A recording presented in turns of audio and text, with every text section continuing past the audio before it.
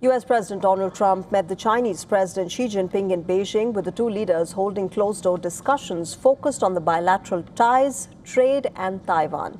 Markets across Asia closely tracked this summit, hoping for signals on easing tensions between the world's two largest economies. However, the absence of concrete announcements or policy clarity from this meeting left investors cautious through the trading session. Chinese equities ended lower as traders reacted to the lack of details emerging from the talks. Shanghai's benchmark index fell sharply, reflecting disappointment among the investors who had expected stronger indications on trade cooperation and technology access. Hong Kong shares managed modest gains, though sentiment remained fragile amid uncertainty over future U.S. China engagement. Oil prices, meanwhile, remained a major focus for global markets, with crude continuing to trade at elevated levels due to the prolonged Iran conflict and concerns over supply disruptions. Brent crude and U.S. benchmark prices both edged higher.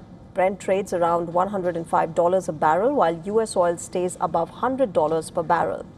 South Korean equities outperformed regional peers, with the Kospi surging to a record high on strong buying in artificial intelligence and tech-related stocks.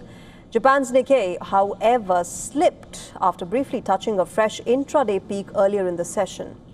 Investors in Tokyo logged in profits following recent rallies driven by robust corporate earnings and enthusiasm surrounding semiconductors and AI sectors. Gold prices traded firm as investors maintained a defensive stance amid geopolitical uncertainty and elevated oil prices. Demand for safe haven assets remains supported by lingering concerns over global growth and inflation risks. Looking ahead, investors will monitor U.S. futures for fresh direction, with early indications pointing to a cautious start on Wall Street.